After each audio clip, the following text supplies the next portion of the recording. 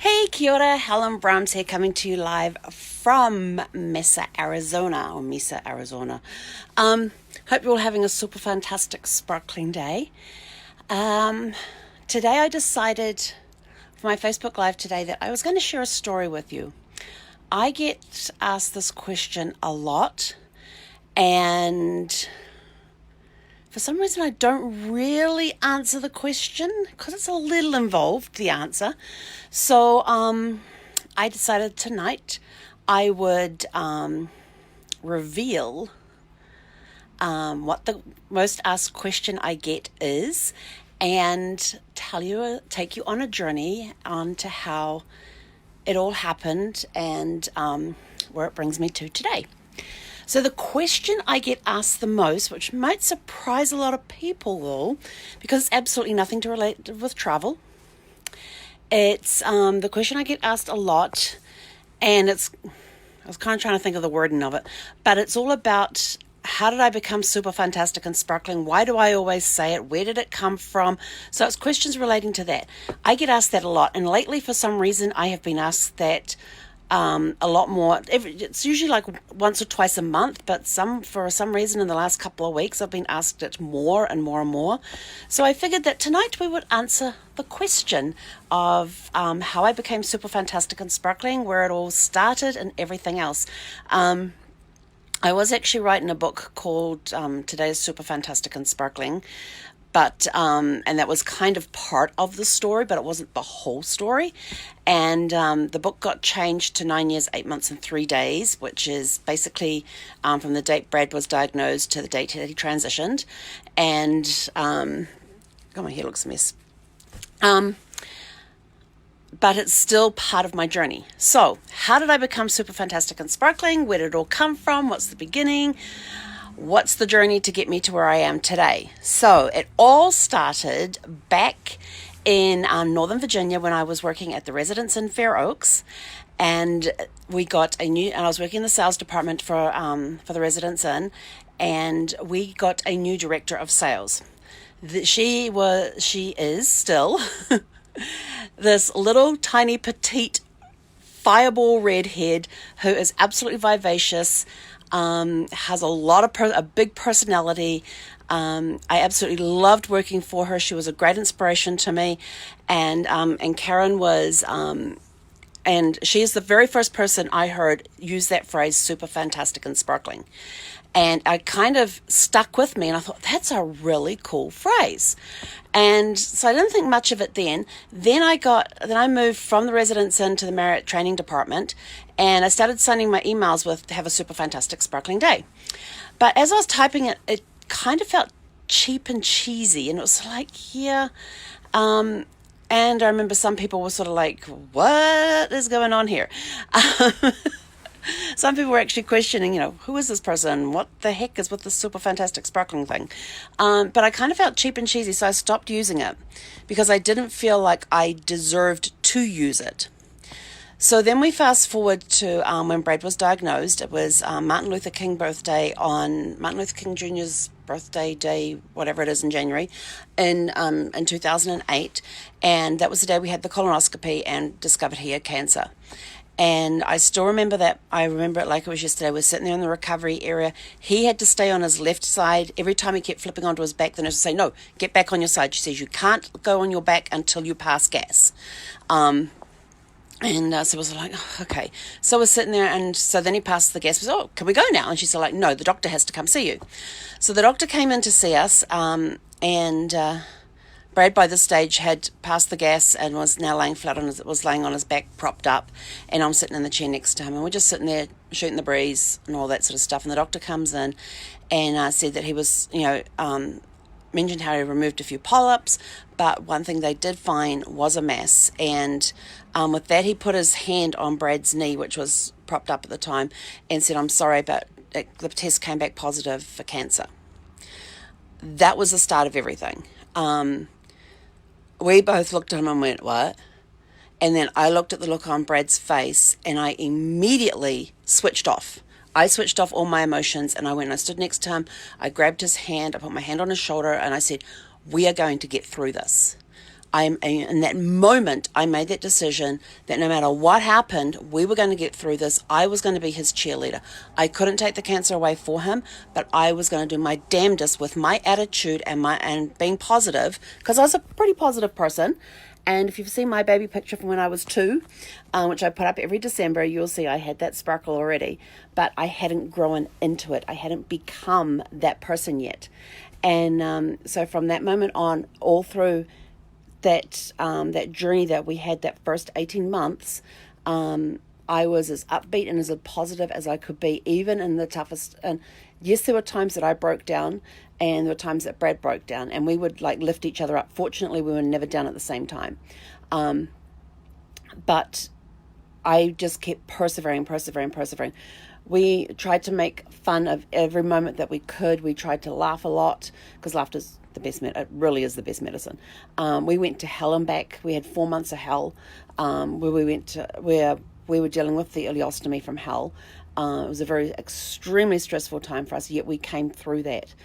And then and back in 2007, at the end of the year, we were flying back from LA after being out there for Thanksgiving, and Brad was talking about how he really, really wanted to move back to LA. And I said, well, then let's make it happen. So I actually started packing. I started packing up the house at that point. And then, of course, a couple of months later, we're now dealing with cancer. Everything else gets put on hold. And we go through this journey. And then once the cancer was passed, we then went on a cruise. We did our very first cruise in September of 2009, which was to Alaska. It was awesome. We absolutely became addicted to cruising. And at that point, we had actually started the travel agency in the middle of that 4 months of hell.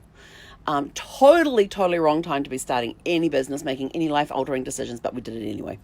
So we've been selling cruises for 13 months and never been on a cruise. So we went on the cruise, we came back from that, and then got down to getting the house ready to sell. And on June 16th, and then during that time, as we're getting the house ready for sale and stuff, I met our real estate agent. She needed a cruise for her 25th wedding anniversary, so we got that. So we dealt with that. She helped us sell our house. She did it in 2 days. We had put the house in the market on Friday. We had an offer the following morning, but we went on the Saturday morning. But because Brad was in LA, we went ahead with the open house on the Sunday. Got another offer from that, and Monday night we made the decision when Brad got back. So we sold our house she was awesome. We sold our house really, really fast, and so we had helped each other with goals that we both had. And then, so just prior to all of that starting, or around the same time that was all starting up, getting rid of the house ready for sale, Marriott decided it was going to reorganize the entire training department. And my job basically went away, and was going to be going away under the new organization. And so we all had to like apply for jobs and all that sort of stuff. So I actually applied for 5 different jobs at that time. And the day we arrived in LA, I will never forget this. It was Josh's 21st birthday, so it was the 16th of June 2010. It was his 21st birthday. We're out somewhere in California desert. I can't even tell you what freeway we were on, what gas station we were at. All I know is that the gas station had a Dairy Queen. We filled up with gas. Brad pulled the car over to the side, and the car and trailer over to the side so it's out of the way. People get to the pumps. I let the dog out, gave him some water. Brad comes out carrying 2 Dairy Queen snow cones with the soft serve ice cream on it, covered in chocolate. My husband knows me.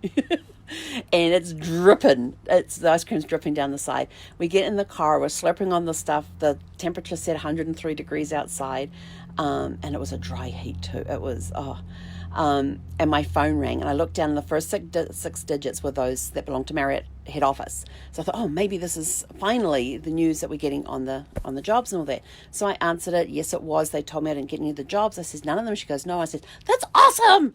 I was super, super excited. So excited. And there's this deathly silence at the other end of the phone. They're like, it is? I said, yep, absolutely. I am totally, this is awesome. And so she kind of gave me the rest of the information, and I hung up, and Brad was sort of like, well, did you get any of the job? Which job did you get? I said, none of them. He said, what do you mean? He said, you were just all I said, yeah, because now I got, all of a sudden in that instant, this weight had been lifted off me. I was suddenly free. And Brad was driving down the road. He was pissed off. he was cursing up a storm. So he's driving down the road. He was mad. And we're still eating ice cream. Okay. He's driving down the road pissed off, trying to eat an ice cream that was running down his hands. I'm in the passenger seat, bouncing up and down as much as my seatbelt would allow me. Super excited with ice cream dripping down my hand. We were a mess. And I was trying to tell him how great it was and all of that. So we arrived that later that afternoon at his mum's place and got the trailer unpacked and all that, got settled in, and then of course we went out for dinner. And that was when we walked into the restaurant, and the wait staff or the maitre d' was, as they walked into the table, go, "Oh, how are you doing today?" And without even thought, nothing, I opened my mouth and went, "Super fantastic and sparkling, thank you. How are you?" And I suddenly stopped and I thought, where did that come from? It didn't feel cheap. It didn't feel cheesy like it did when I first started trying to use it. It fitted. After everything we had gone through, all of that trauma and everything else that we had gone through, and staying positive through all that time, I had now grown into that where it became the first day in LA, it became an automatic response, and it has been my response ever since. So you're coming on, so we've just done past 9 years, because it was 2010, we're now in 2019, so that was 9 years ago that happened. It automatically came out. So after everything we had been through, all the attitudes and everything else that I had had during that time, without even thought, when the first person who asked me in LA when we were out for dinner, asked me how I was, and I just automatically went, "Super fantastic and sparkling, thank you." And it just rolled off the tongue. It was automatic. I didn't have to think about it, and that was it. That one now became my answer for everything. And when I thought about it, I thought, yep, it no longer sounds cheap and cheesy like it did before. It now sounds right. It fits me. I've now grown into that. I have now earned the right to use that phrase. So from having Karen back there, like, when was that? That was 2003, 2004, from hearing her first say that phrase, super fantastic and sparkling. And she didn't use it a lot.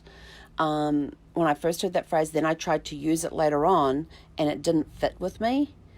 To going through everything we went through with Brad's cancer, that first round, to now coming in LA, I had arrived.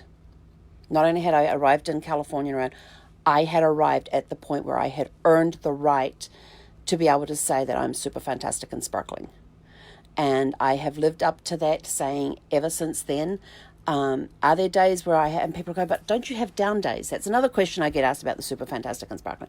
Yes, I have down days, but they're just not as super. They are still super fantastic and sparkling, just not as super and fantastic, and just, some days are more super fantastic and sparkling than others. It's like and most of you have heard this story already, but I'm going to say it again anyway. The day before Brad passed, on the whiteboard, it had "Welcome home, Brad," and he had come home Monday, and this is now Saturday. And I thought, no, that's got to go. I've got to write something else up there. So I wrote up on the board, no matter what happens, today is always super fantastic and sparkling. And initialed it and drew little sparkles around it and all of that sort of stuff. And he appreciated it. But one thing I had, and I'll tell that a little bit in a second. But then, it was less than 24 hours later, he was gone. And I still remember sitting there with his body, holding his hand. One hand holding his hand, the other hand was in his hair, just stroking his head. And through the sparkles of love, we don't call them tears, they're sparkles of love, all I could see on that board was today is always super fantastic and sparkling. That's all I could see on that board. I couldn't see the bit that said no matter what happens. And I'm sitting there and I thought, today really is super fantastic and sparkling. My sweet pea was no longer in pain. He was no longer in a body that was being broken by cancer. He was free. He no longer had to deal with crushed vertebrae. He no longer had to deal with kidneys that were failing him. He was just complete. He didn't have to deal with this disease that was encroaching onto different areas of his body. He was free of that. He was free and clear. And that's what gave me hope to keep moving forward, was the fact that even though he had gone physically. Spiritually, he was still with me, and so that still made it a super fantastic sparkling day. Then a few hours later, after the undertakers had been and taken his body away, the kids had gone back to bed, because Chris and Ash was staying with us at the time. They'd gone back to bed, and I remember walking into the dining room, looking out the window and seeing the most perfect sunrise I had ever seen. And I just stood there